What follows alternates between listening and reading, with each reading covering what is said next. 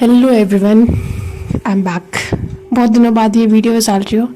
अपनी कहानी ये वीडियो के एंड में बताऊंगी, बट अभी स्टोरी स्टार्ट करता। आज की स्टोरी बहुत ही यूनिक है। अच्छी तो नहीं कह सकती मैं, बट इतनी यूनिक स्टोरी शायद ही किसी ने सुनी होगी या आप लोग ने कभी इमेजिन भी करा होगा। बहुत ही यूनिक है, वही याद किया तो ज़्यादा बेटर है। ओके, तो स्टोरी स्टार्ट करता। इस स्टोरी की लीड कैरेक्टर है नव्या। नव्या श्रीवास्तव आईआईटी बैंगलोर की बहुत ही ब्रिलियंट स्टूडेंट है। वो स्टूडेंट होते हैं ना जो टीचर्स की आंखों का तारा, ये वही स्टूडेंट है। वही आंखों का तारा जिसकी वजह से बैक बेंचर्स परेशान रहते हैं। नव्या शर्मा बहुत ही लो कॉन्फिडेंस, बहुत ही लो सेल्फ स्टीम, बहुत ही वाहियात सा एटीट्यूड, बट पढ़ाई में सुपर्ब। वो क्लास के नर्ड्स होते हैं ना, ये उन कैटेगरी में आती है। इसके लिए बुक्स और बुक्स ही इसकी जीवन है।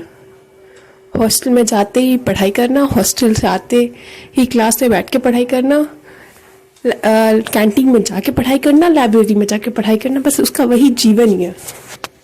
और आखिर ऐसा हो क्यों ना, उसका जो फैमिली बैकग्राउंड है वो भी तो ऐसा ही है। उसके मदर फादर दोनों साइंटिस्ट हैं और दोनों ही टाइम मशीन के ऊपर रिसर्च कर रहे थे, और वही सेम जीन्स इसके अंदर भी आए हैं। इसको भी टाइम मशीन्स पर रिसर्च करना बहुत ज़्यादा पसंद है। इवन ये अपना छोटा सा टाइम मशीन बनाने का भी ट्राई कर रही है। ये सारी चीज़ें जो स्टोरी में बोल रही हूँ ये थोड़ी रियलिस्टिक नहीं लग रही है, बट स्टोरी सुनना ज़रूर आगे, काफ़ी ट्विस्ट आने वाले हैं स्टोरी में।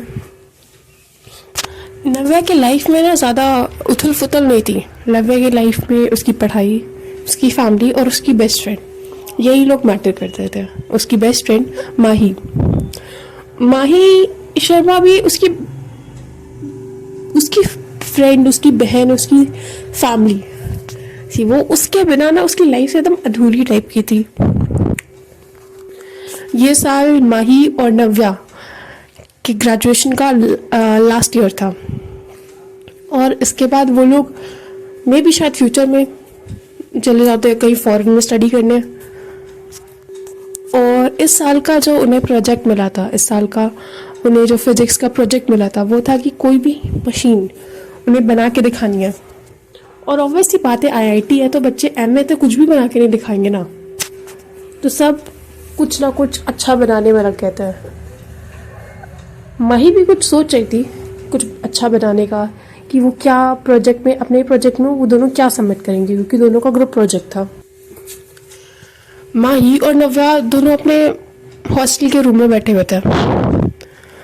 नव्या तो पढ़ रही थी, कुछ चीज़ें रिसर्च कर रही थी, कुछ देख रही थी, और माही रूम में टहल के सोच रही थी कि उसे क्या बनाना है। नव्या, हम लोग चैटबॉट बना सकते हैं, या फिर हम लोग ऑनलाइन वोटिंग सिस्टम, या फिर यार बहुत सारी चीज़ें, हम कुछ भी बना सकते हैं। माही ने रिप्लाई किया, नव्या ने रिप्लाई किया, नहीं, मैं सोच रही हूँ कि हम टाइम मशीन पे इतने टाइम से वर्क कर रहे हैं, थोड़ा सा और मेहनत करके इसी को नहीं प्रेजेंट करें अपने प्रोजेक्ट में। माही शॉक थी, यार टाइम मशीन है, वो हलवा थोड़ी ना है, इतनी जल्दी बन जाएगा, और आधा काम भी नहीं हुआ है हमारा इसमें। पर हमारे पास प्रोजेक्ट बनाने के लिए 3 महीने का टाइम भी तो है। 3 महीने में क्या से क्या नहीं हो सकता, और हम बना सकते हैं इसको। और लाइक हम आईआईटी के स्टूडेंट्स हैं, हम नहीं बनाएंगे तो कौन बनाएगा ये। नव्या ने अपने मोटिवेशन स्पीचेस देना शुरू करे। माही परेशान हो रही थी, क्योंकि उसे पता था कि ये टाइम मशीन है, एमए थोड़ी ना बन जाएगी, वो भी ग्रेजुएशन के स्टूडेंट से। नहीं, इतनी जल्दी ये पॉसिबल नहीं है। पर नव्या भी किसी की कहाँ मानने वाली है। उसको जिस चीज़ में वर्क करना था वो वही करेगी।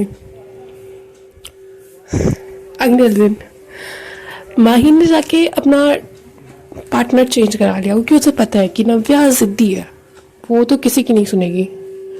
और टाइम मशीन बनाना इतनी जल्दी मुश्किल है, बहुत मुश्किल है। जो चीज़ लोग सेंचुरीज से ट्राई करते आए हैं वो इतनी जल्दी 3 महीने में, वो भी ग्रेजुएशन के स्टूडेंट से बनेगी, बिल्कुल चांस ही नहीं है।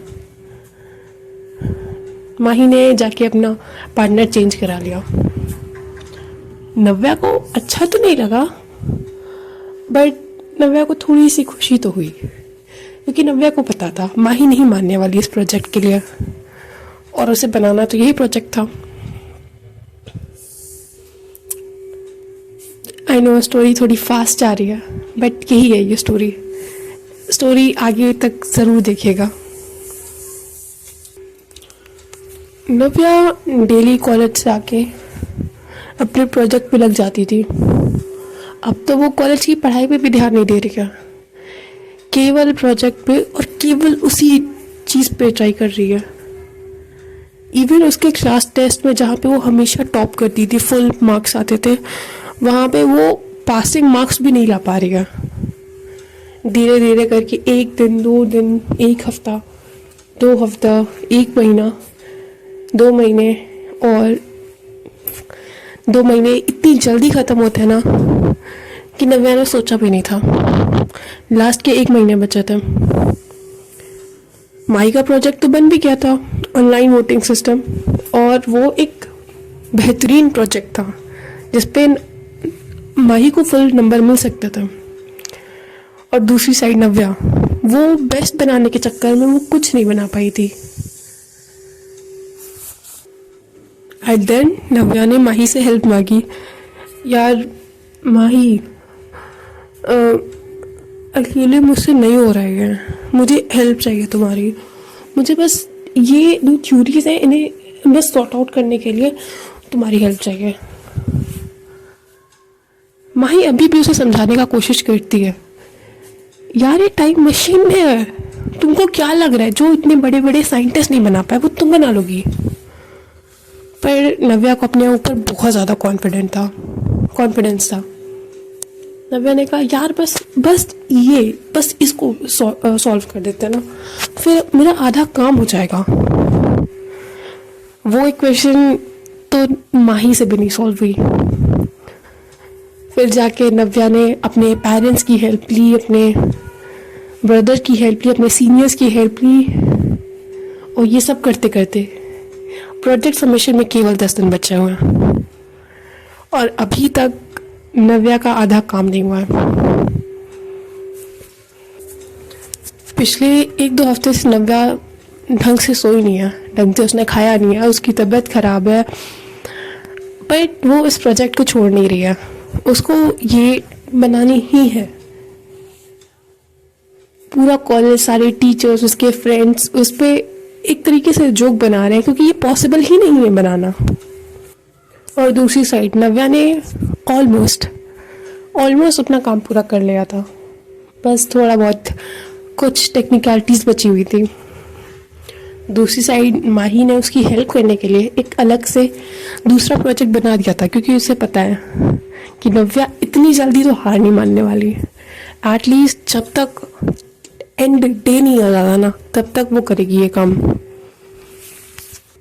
आज केवल 2 दिन बाकी हैं प्रोजेक्ट सबमिशन को। नव्या का भी काम काफ़ी हद तक पूरा हो चुका है, पर ये नहीं कह सकते कि उसकी टाइम मशीन सक्सेसफुली बन जाएगी या फिर नहीं बनेगी, क्योंकि ये क्या पता बन जाए, क्या पता नहीं बने। बट माही के पास ऑप्शन है कि वो उसको दूसरा प्रोजेक्ट दे सकती है।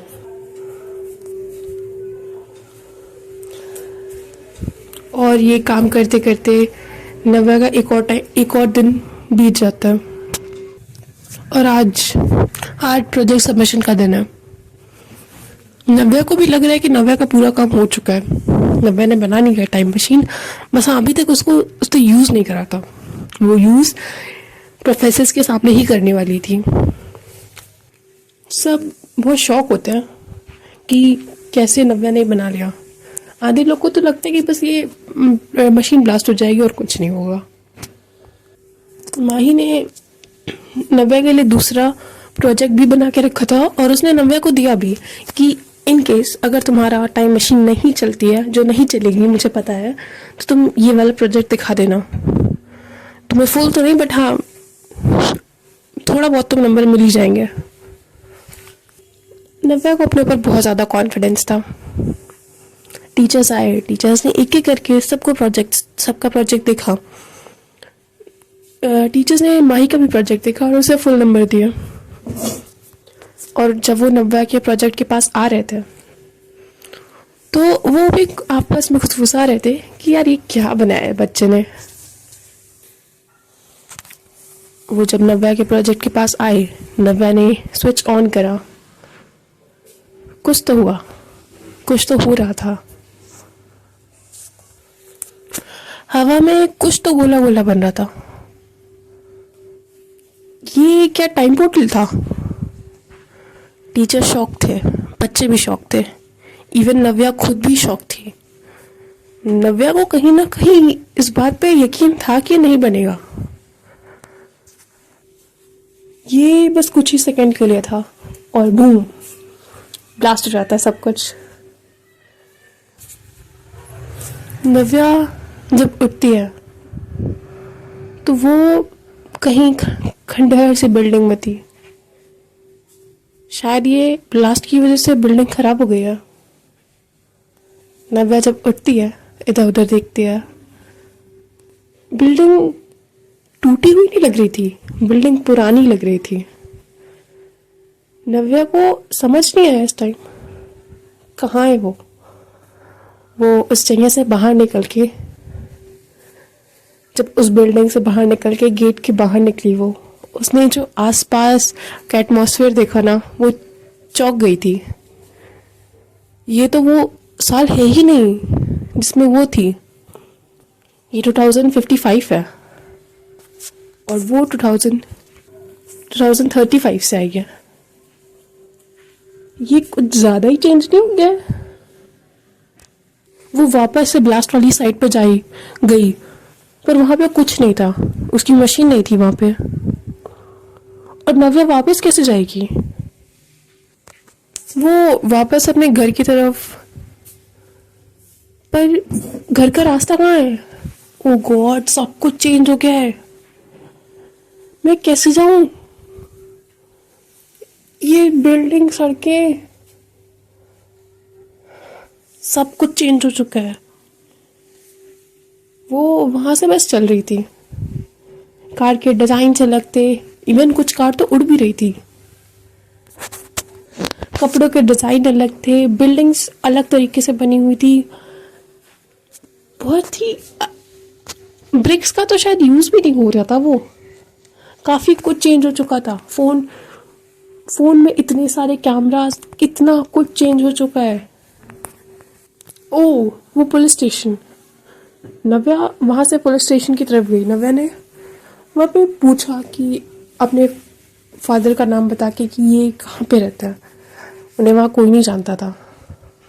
नव्या वहाँ पे किसी का मिसिंग रिपोर्ट भी नहीं लिखा सकती थी क्योंकि उसे वहाँ कुछ पता भी नहीं था। वहाँ पे क्या कंप्लेन करे, क्या बोले वो पुलिस वालों से, क्योंकि उसे पता था अगर उसने ऐसा कुछ बोला कि वो टाइम ट्रेवल करके आई है तो शायद लोग उस पर यकीन भी ना करें। वो पुलिस स्टेशन से बाहर आके बस सड़क पे घूम रही थी इधर उधर। उसके पास उसका फ़ोन नहीं था और इतने सालों में तो लोगों का नंबर भी चेंज हो गया होगा। बस सड़क पे घूमते घूमते फाइनली उसको अपना घर या फिर अपने घर जैसा कुछ दिखा। वो शायद उसका घर ही था क्योंकि इतनी चीज़ें चेंज हो गई हैं, वो अपना घर भी नहीं पहचान पा रही है। उसने वहाँ का गेट नॉक करा। वहाँ से एक लेडी बाहर निकलती है। उसने उस लेडी से पूछा, यहाँ पे नव्या शर्मा रहती है क्या? लेडी ने रिप्लाई करा, कौन नव्या शर्मा? साइंटिस्ट नव्या शर्मा? नव्या थोड़ी सी शॉक थी, बस उसने बोला हाँ वही साइंटिस्ट नव्या शर्मा। वो तो यहाँ से कब का शिफ्ट हो गई है। उसका मेरे पास नंबर तो नहीं है बट हाँ एड्रेस है मेरा, मैं उसका एड्रेस दे सकती हूँ आपको। उस लेडी ने नव्या को उसी का नया एड्रेस दिया। नव्या को ज़्यादा उसके पास पैसे तो थे ही नहीं, पहले उस टाइम के पैसे उसके पास है ही नहीं, उसके पास कुछ भी नहीं था। तो बस लोगों से पूछते पूछते कैसे कैसे करके वो अपनी फ्यूचर सेल्फ के घर के सामने पहुंच चुकी थी।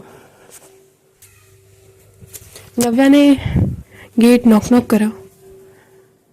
और सामने से नव्या थोड़ी सी डरी हुई भी थी कि कौन गेट खोलेगा।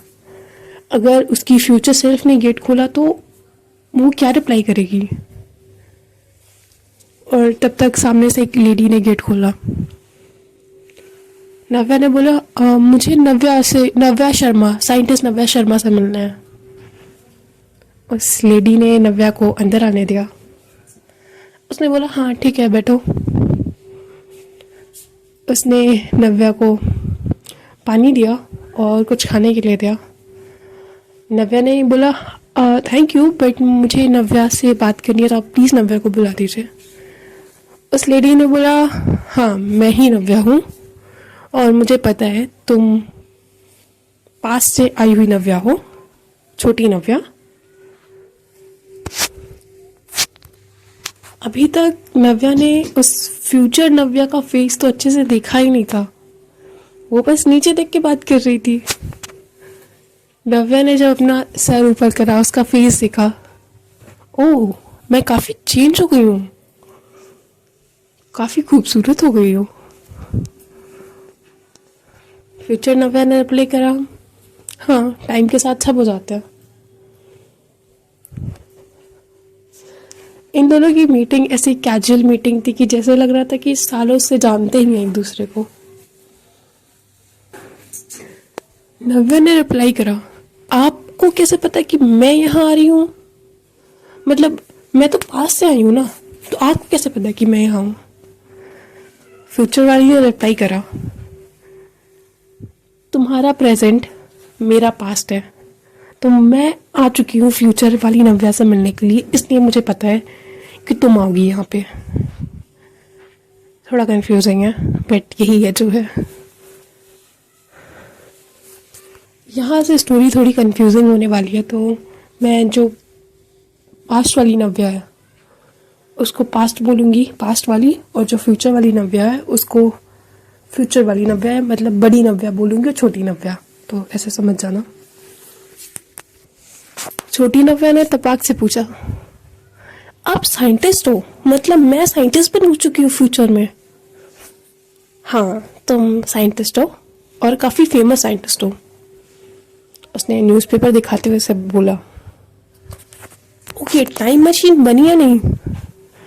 नहीं टाइम मशीन तो नहीं बनी और फ्यूचर में कभी बनेगी भी नहीं, एटलीस्ट मैं तो नहीं बनाऊंगी। क्यों? वो तुम्हें यहाँ से वापस जाने के बाद पता चलेगा क्यों। अच्छा कुछ हुआ था पास्ट में? नहीं कुछ हुआ तो नहीं था। छोटी नव्या ने क्वेश्चन करना शुरू करा तो अभी आप काफ़ी अमीर हो राइट। बड़ी नव्या ने रिप्लाई दिया हाँ मैं काफ़ी अमीर हूँ, मतलब तुम फ्यूचर में काफ़ी अमीर होने वाली हो। छोटी नव्या जान के हैरान थी कि उसने अभी तक शादी नहीं करी, फ्यूचर में उसके बच्चे नहीं हैं, वो इतनी ज़्यादा एज तक सिंगल है, अकेले रहती है, और उसने काफ़ी सारे बच्चे अडॉप्ट करे हुए हैं जो उसके साथ नहीं रहते, हॉस्टल में रहते हैं, बट उसने बच्चे अडॉप्ट कर रखे हैं। उसके साथ एक डॉग रहता है, बस वही है उसकी लाइफ, और उसके पेरेंट्स की डेथ तो बहुत पहले हो चुकी है। छोटी नव्या ने बोला यार मैं हमेशा से इतनी बोरिंग हूँ, मतलब फ्यूचर में भी बोरिंग रहूँगी। यार मेरी लाइफ में एक लड़का नहीं आया अभी तक, और अभी भी नहीं आएगा, फ्यूचर में भी नहीं आएगा लड़का, ऐसे तो नहीं चलता है। बड़ी नव्या ने स्माइल करते हुए बोला ऐसे ही चलता है, यही होना है, और फ्यूचर में तुम्हें पता चलेगा रीज़न कि मैं क्यों सिंगल हूँ। बड़ी नव्या ने किसी को कॉल करा, उसने बोला नव्या आ चुकी है पास से। छोटी वाली नव्या थोड़ी सी शॉक थी कि किसको बुला रहे हैं, मैं यहाँ पे हूँ, इससे और किसी को क्या ही फ़र्क पड़ेगा। तब तक कुछ ही देर में गेट खुलता है रूम का, और गेट के दूसरी तरफ थी माही, या फिर एक काफ़ी खड़ूस सी लड़की, और उसके एक छोटा सा बच्चा। नव्या ने रिप्लाई करा, ये माही है? ओ गॉड, ये माही आंटी है। माही ने तपाक से बोला, ओ हेलो, माही आंटी नहीं, माही बोल, तुम्हारी फ्रेंड हूं मैं। यार तुम इतनी बुढ़ी कैसे हो गई? तुम्हारे बाल सफेद सफेद है। अरे यार, एज होने के बाद तो सबके बाल सफेद होते हैं ना। बड़ी वाली माही के फेस पे एक बहुत बड़ा स्कार था। नव्या ने पूछा, ये वाला स्कार तो तुम्हारे फेस पे पास्ट में नहीं था, ये कैसे, क्या हुआ, एक्सीडेंट हुआ था? बड़ी वाली माही ने रिप्लाई दिया, हाँ, मेरी एक पागल सी फ्रेंड थी, उसने एक बेवकूफ़ी वाला काम करा था, टाइम मशीन बना के, जो ब्लास्ट हो गया था उसका कांच मेरे सर के पास लग गया, उसी का निशान है, और बेवकूफ़ फ्रेंड को ना मुझे मारना है। इतना बोलते ही दोनों में हाथापाई होने लगी। माही ऑब्वियसली बड़ी थी, उसने नव्या को बहुत मारा, बहुत मारा, और नव्या भी कम नहीं थी। दोनों अपना एज डिफरेंस भूल भाल के बस एक दूसरे से हाथापाई करने में लगे हुए थे। और बड़ी नव्या और माही का बच्चा छोटा सा, वो दोनों यहाँ पे ऑडियंस थे। फिर कुछ देर में नव्या ने बोला, बस करो यार, तुम बच्ची से लड़ रही हो, ओए तुम इतनी बड़ी औरत से लड़ रही हो। थोड़ी देर माही और छोटी नव्या ने बस ऐसे ही टाइम पास करा, मस्ती करी, और छोटी वाली नव्या ने माही के छोटे से बच्चे के साथ भी बहुत ज़्यादा मस्ती करी। उसके बाद दोनों, फ्यूचर की नव्या और फ्यूचर वाली माही, दोनों कुछ बात करते करते बाहर चले गए। ऐसा देख के लग रहा था कि वो दोनों बहुत ही सीरियस बात कर रहे हैं, कुछ शायद काफ़ी सीरियस, और दोनों के बीच में लड़ाई हो रही है। ये चीज़ें छोटी वाली नव्या खिड़की से देख रही थी। माही ये सब बोलने के बाद चली गई। नव्या घर के अंदर आई। नव्या ने छोटी वाली नव्या से पूछा, तुमको कुछ खाना है? भूख लगा होगा ना? छोटी वाली नव्या ने बोला, हाँ भूख तो लगी है, पर मुझे खाना बनाना नहीं आता। मैं बना दे रही हूँ, कोई बात नहीं, बैठो तुम। बड़ी नव्या खाना बना रही थी, छोटी वाली उसे बस बैठ के देख रही थी। मैं कितनी मैच्योर हो गई हूँ ना, सारा काम खुद से करती हूँ, बड़ी साइंटिस्ट हो गई हूँ, अमीर हूँ, वाह क्या लाइफ है मेरी। ये सारी बातें छोटी वाली नव्या बस अपने आप में बोल रही थी। और भी वो काफ़ी सारी बातें करती है अपने आप से। तब तक बड़ी नव्या उसके लिए खाना लेके आ चुकी थी। फ्यूचर वाली नव्या ने उसे बोला, तुम खुद से खा लोगी ना, तुम्हारे हाथ में चोट लगा हुआ है। छोटी ने बोला, हाँ ट्राई कर सकती हूँ मैं, पर छोटी वाली से खाना नहीं खाया जा रहा था। बड़ी नव्या ने बोला, कोई बात नहीं, मैं खिला दे रही हूँ। बड़ी नव्या उसे खाना खिला रही थी बहुत ही प्यार से, जैसे बच्चे की केयर करी जाती है ना, वैसे। नव्या को आदत नहीं थी इतने प्यार की, क्योंकि उसकी मदर कभी उसके लिए इतनी अवेलेबल ही नहीं रही ना, क्योंकि वो हमेशा अपने काम में बिजी रहती थी। इतना केयर करके उसको किसी ने कभी खिलाया नहीं था। उसको दूसरों के हाथ से खाने की आदत ही नहीं थी। उसके लिए ये एक छोटी सी चीज़ बहुत बड़ी थी। वो बड़ी वाली नव्या को बस देख रही थी। खाना खाने के बाद वो लोग बस एक दूसरे से बातें कर रहे थे, अपने फ्यूचर के बारे में, अपने कॉलेज लाइफ के बारे में। छोटी वाली नव्या तो बस पूछ रही थी, मेरे फ्यूचर में ये क्या होता है, ये कैसे होगा, ये इंसान का क्या होता है, सारी जानकारी A to Z सब कुछ। और बड़ी वाली नव्या भी खुशी खुशी बता रही थी कि ये इंसान तुम्हारी लाइफ में अच्छा है, ये इंसान तुम्हारी लाइफ में रहेगा, ये इंसान नहीं रहेगा, ये फ्रेंड अच्छी है, ये फ्रेंड नहीं है, ये प्रोफेसर तुमको इतना डांटेगी, ये प्रोफेसर ये करेगी, तुम्हारे इतने नंबर आएंगे, ब्ला ब्ला ब्ला ब्ला, सब कुछ A to Z। ऐसे ही धीरे धीरे करते करते दोनों एक दूसरे के साथ एक दिन रहते हैं, 2 दिन रहते हैं। पर छोटी वाली नव्या ना ट्राई कर रही थी अपनी टाइम मशीन बनाने की। उससे नहीं बन रहा था कि उसको पता था कि उसके पेरेंट्स उसको मिस कर रहे होंगे। पेरेंट्स नहीं तो छोटी वाली माँ ही तो मिस कर ही रही होगी उसको। उसके टीचर उसे ढूंढ रहे होंगे। उनको लगा होगा कि वो तो बम ब्लास्ट में ही मर गई। उसने बड़ी वाली नव्या से हेल्प मांगी, पर उसने बोला मुझे टाइम मशीन बनानी नहीं आती है। छोटी वाली नव्या अकेले अकेले उसने बहुत ज़्यादा ट्राई करा पर नहीं बन रहा था उससे।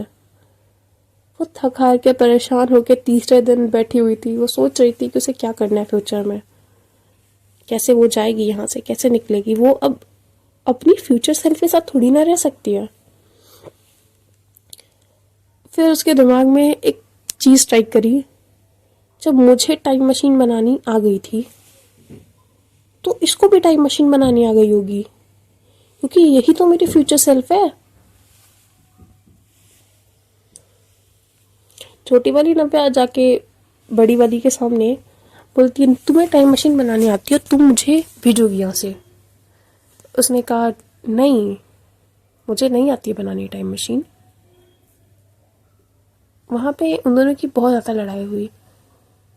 छोटी वाली नव्या शौक थी ये जान के कि इसे कैसे टाइम मशीन बनाने नहीं आती, जब मैंने बनाया था अपने कॉलेज लाइफ में। ये तो मुझसे 20 साल बड़ी है, इतनी बड़ी साइंटिस्ट है, इसे कैसे नहीं आती है। छोटी वाली नव्या 1 दिन ट्राई करती है, 2 दिन करती है, 3 दिन करती है, 5 दिन करती है, 1 हफ्ते करती है, पर उससे नहीं हो रहा था। उसको वो सामान ही नहीं मिल रहे थे, उसको हेल्प भी नहीं मिल रही थी अपने पेरेंट्स से। उसको अपने क्लासमेट सीनियर्स कोई नहीं था उसके पास, उसको कोई भी हेल्प नहीं मिल पा रही थी। बड़ी वाली नव्या तो उसकी हेल्प बिल्कुल भी नहीं कर रही थी। धीरे धीरे उसने होप ही छोड़ दी थी टाइम मशीन बनाने की। अब छोटी वाली नव्या को 15-20 दिन हो चुके हैं इस फ्यूचर वर्ल्ड में आए हुए। वो काफ़ी हद तक यहाँ पे रहना, खाना पीना सब कुछ सीख चुकी थी, और उसको अपने फ्यूचर सेल्फ के साथ बहुत मज़ा आ रहा था, क्योंकि वो उसकी केयर करती थी, उसके नखरे उठाती थी, उसके टैंट्रम्स झेलती थी, जो शायद उसकी फ्रेंड भी कभी नहीं झेलती थी। उसके पेरेंट्स भी शायद उसका इतना ख्याल नहीं रखा होगा जितना उसकी फ्यूचर सेल्फ रख रही थी।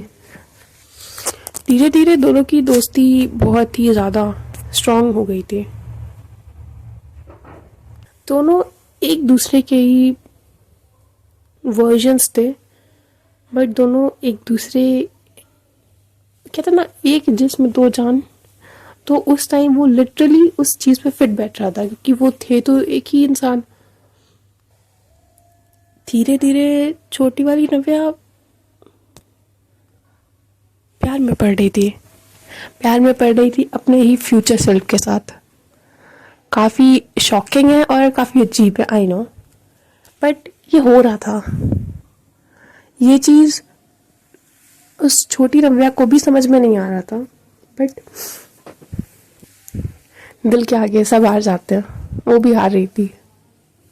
अनजाने में कई बार वो अपनी ही फ्यूचर सेल्फ के बहुत ज़्यादा करीब चली जाती थी। और शॉकिंग तो ये था कि उसकी जो बड़ी नव्या है, फ्यूचर सेल्फ, वो उसको कभी रोकती भी नहीं थी। छोटी वाली नव्या उसके जितना भी करीब चली जाए, वो उसे कभी रोकती नहीं थी, कभी मना नहीं करती थी, हिचकिचाती नहीं थी। जैसे लग रहा था कि वो भी यही चीज़ चाहती है।